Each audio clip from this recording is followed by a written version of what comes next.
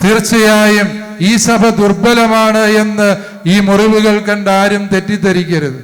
മറിച്ച് യോഹന്നാൻ സുവിശേഷകൻ 19-ാം അധ്യായം 37-ാം വചനത്തിൽ പറഞ്ഞു വെച്ചു, അവൻ തലചായിച്ച് ആത്മാവിനെ സമർപ്പിച്ച് മരിക്കുന്ന നിമിഷത്തിൽ യോഹന്നാൻ പറഞ്ഞു, അവന്റെ അസ്ഥികളിൽ ഒന്നുപോലും തകർക്കപ്പെട്ടിട്ടില്ല എന്ന്. പുറമേ ചില പരിക്കുകളുണ്ട് എങ്കിലും ഇതിന്റെ ആന്തരിക ശക്തി അജയ്യമാംവിധം സുരക്ഷിതമാണ് എന്നുള്ളത് പിതാവിൻ്റെ ചുവടുകളെ കൂടുതൽ പ്രത്യാശാഭരിതമാക്കട്ടെ എന്ന് ഞങ്ങൾ ഹൃദയപൂർവ്വം പ്രാർത്ഥിക്കുന്നു, ആശംസിക്കുന്നു. അല്ലെങ്കിൽ തന്നെ സഭയെ സ്ഥാപിച്ചപ്പോൾ ഈശോ തന്ന ഒരിക്കലും മങ്ങാത്ത വാഗ്ദാനം എന്താണ്? ഈ സഭയെ തകർക്കാൻ നാരകീയ ശക്തികൾക്ക് ഒരിക്കലും ഒരു നാളും സാധിക്കില്ല.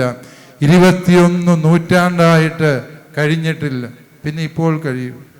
നെപ്പോളിയൻ ചക്രവർത്തി തൻ്റെ കിരീടധാരണ വേളയിൽ പറഞ്ഞ ഒരു കഥ സഭാചരിത്രത്തിലുണ്ട്.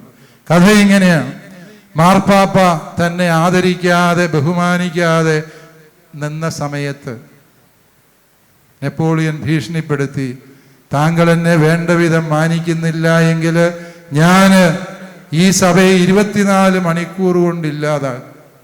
ഉടനെ മാർപ്പാപ്പ പുഞ്ചിരിച്ചുകൊണ്ട് പറഞ്ഞു, എൻ്റെ നെപ്പോളിയ, നീ ഈ സഭയെക്കുറിച്ചൊന്നും മനസ്സിലാക്കിയിട്ടില്ല. ഞങ്ങൾ 10-17 നൂറ്റാണ്ടായിട്ട് സകലമാന മനുഷ്യരും ചേർന്ന് ഇതിനെ തകർക്കാൻ ശ്രമിച്ചിട്ട് ഇത് തകർന്നില്ല. പിന്നെയാണ് നീ ഒരാൾ വിചാരിച്ചാൽ ഇത് തകരൂ.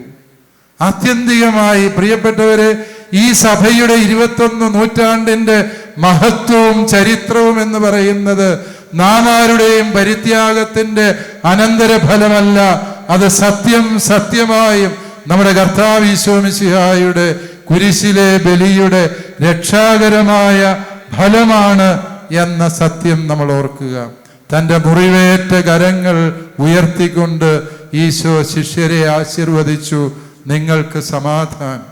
ഈ വചനം ശ്രദ്ധിക്കുമ്പോൾ ഈശോ 3 വട്ടം ആവർത്തിക്കുന്നത് ഈ ഒരു വചനമാണ്, നിങ്ങൾക്ക് സമാധാനം. കർത്താവ് അറിഞ്ഞുകൊണ്ടാണ് 3 വട്ടം ഇത് പറഞ്ഞത്. കാരണം നമ്മുടെ സഭയ്ക്ക് ഏറ്റവും ആവശ്യമുള്ളത് സമാധാനമാണ് എന്നറിഞ്ഞുകൊണ്ട് ദൈവമായ കർത്താവ് ഈ വലിയ വാഗ്ദാനം പ്രിയപ്പെട്ടവരെ നമുക്ക് നൽകിയിരിക്കുക. ഈ മുറിവുള്ള ശരീരം കാണിച്ച് ഈശോ സമാധാനം ആശംസിക്കുമ്പോൾ, അഭിവന്യ തട്ടിൽ പിതാവേ, അങ്ങയുടെ പേര് റാഫേൽ എന്നാണ്. ആ പേരിട്ടത് അമ്മയാണോ അപ്പനാണോ എന്നെനിക്കറിഞ്ഞുകൂടാ.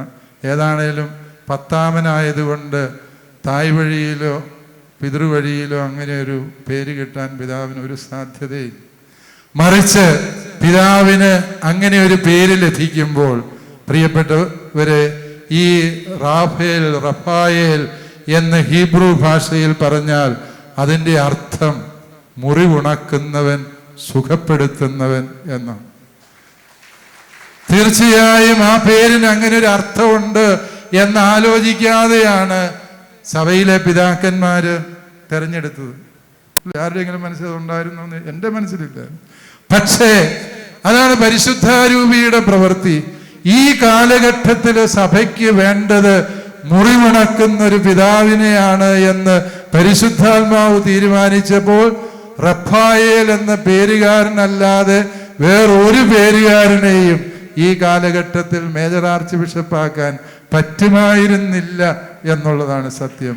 അഭിവന്യ തട്ടിൽ പിതാവേ, പിതാവിൻ്റെ പേര് ഈ സഭയിൽ അന്വർത്ഥമാകട്ടെ എന്ന് ഞങ്ങൾ ഹൃദയപൂർവ്വം ആശംസിക്കുന്നു.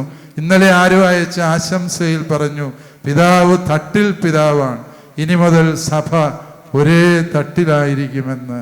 അത് ഞങ്ങളുടെ ആഗ്രഹമാണ്, സ്വപ്നമാണ്, പ്രതീക്ഷയാണ്.